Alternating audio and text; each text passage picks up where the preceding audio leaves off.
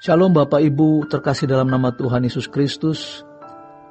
Kebenaran kita hari ini 7 Maret 2023 berjudul Hidup dalam Rencana Tuhan.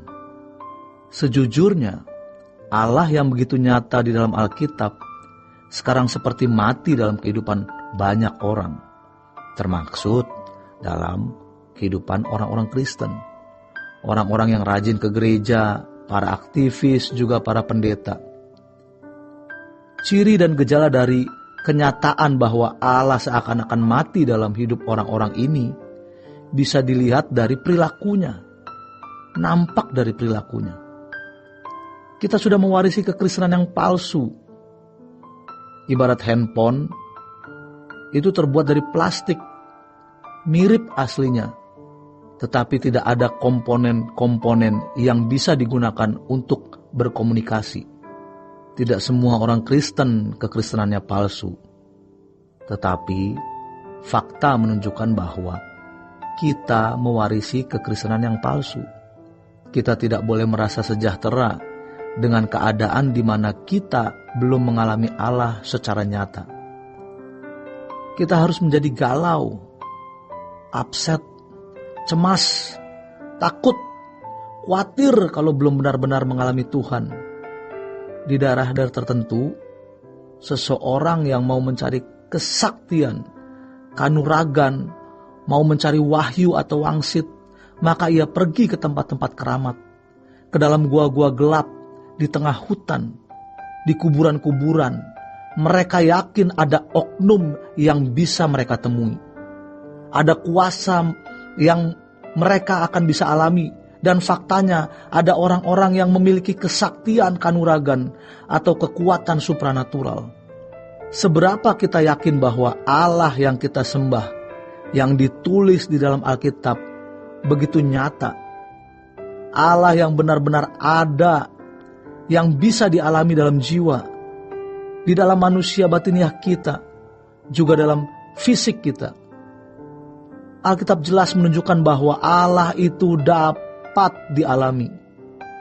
Tubuh, jiwa, dan roh kita bisa mengalami Tuhan. Namun, terus terang, pertaruhan yang kita miliki terlalu kecil.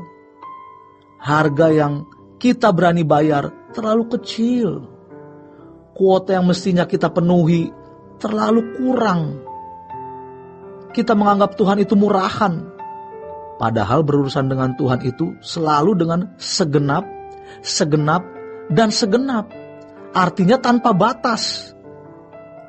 Kalau kita masih memiliki cara hidup yang salah, sampai mati kita tidak akan pernah menemukan Tuhan dengan benar. Dan bisa dipastikan kesucian kita rendah. Bahkan mungkin kita masih terikat dengan dosa-dosa dan percintaan dunia. Kita tidak berpikir mistik, tetapi Allah itu memang supranatural, transenden. Pengertian mistik memang tidak bisa dikenakan untuk Tuhan, karena mistik sering terkait dengan okultisme dan sering penuh dusta. Allah itu supranatural, melampaui akal. Mari tantang diri kita untuk membayar harga yang seharusnya kita bayar. Pertaruhkan segenap hidup kita untuk memenuhi kuota mengalami Tuhan, yaitu tanpa batas. Sejujurnya, sebagian besar kita memiliki pengalaman dengan Tuhan sangat miskin.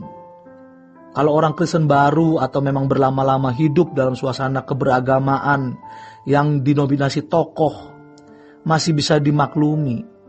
Tapi bagi kita yang sudah lama mengaku sebagai orang Kristen, kita harus sudah mengalami Tuhan. Tuhan bisa ditemui, benar-benar bisa dialami. Di dalam Alkitab, kita menemukan manusia-manusia yang mengalami Tuhan begitu realnya. Kita umat pilihan mesti mengalami Tuhan secara real juga. Apalagi di perjanjian baru, kita diangkat sebagai anak-anak Allah. Kita bisa memiliki hubungan intim dengan Tuhan, artinya hubungan yang eksklusif dengan Tuhan. Mari mencari Tuhan sebelum kita meninggal dunia. Salah satu ciri orang yang belum mengalami Tuhan adalah takut mati. Kalau kita takut mati, berarti kita memang belum berjumpa dengan Tuhan. Ciri lainnya adalah khawatir. Ciri yang sangat jelas ialah hidup dalam dosa. Orang yang berjumpa dengan Tuhan pasti takut berbuat dosa. Dia akan berusaha meninggalkan dosa dan meratapi, merefleksi dosa yang masih dimilikinya. Kita harus membuktikan bahwa Allah itu ada. Kenapa kita tidak berani 1 jam meditasi untuk bertemu dengan Tuhan? Tuhan pasti menandai kita. Kalau kita memaksa diri ada di hadapan Tuhan setiap hari, kita akan bisa mengalami Allah itu. Karena Allah itu hidup. Dan itu tidak bisa dijelaskan. Ada kesaksian-kesaksian dalam batin kita, dan tergantung seberapa kita nekat, seberapa kita berani hidup tanpa batas baginya. Bagaimana Allah bisa nyata dalam hidup kita? Yang pertama, orang yang mau berkenan di hadapan Tuhan. Yang kedua, orang yang mau memenuhi rencana Allah. Orang-orang yang disertai Tuhan dan mengalami Tuhan adalah orang-orang yang memenuhi hidup di dalam rencana Allah. Tidak ada orang yang tidak memenuhi rencana Allah, disertai oleh Tuhan dan mengalami Tuhan. Untuk apa? Seperti Musa disertai Tuhan karena membawa bangsa Israel dari Mesir ke Kanaan.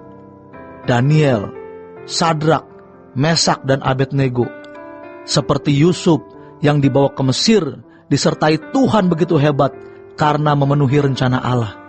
Belajarlah menemukan rencana Allah dalam hidup kita secara pribadi, lalu hidup di dalam kekudusan dan kesucian. Jangan memandang suci itu sulit. Kalau sudah melangkah, kita tahu suci itu sesuatu yang bisa dilakukan. Kita tidak akan dipermalukan kalau kita hidup suci. Kita bukan saja menyelamatkan diri sendiri, tapi juga menyelamatkan orang-orang yang kita kasihi. Bagi kita yang sungguh-sungguh hidup suci, kita pasti mengalami kehadiran Tuhan. Tuhan akan membuka rahasia-rahasia dan rencana-rencananya yang harus kita penuhi. Hanya orang-orang yang hidup di dalam rencana Allah dan mengerjakan pekerjaan Allah dengan motif yang benar akan disertai Tuhan dan mengalami Tuhan. Selamat berjuang hidup dalam rencana Allah. Tuhan Yesus memberkati. Sola Gracia.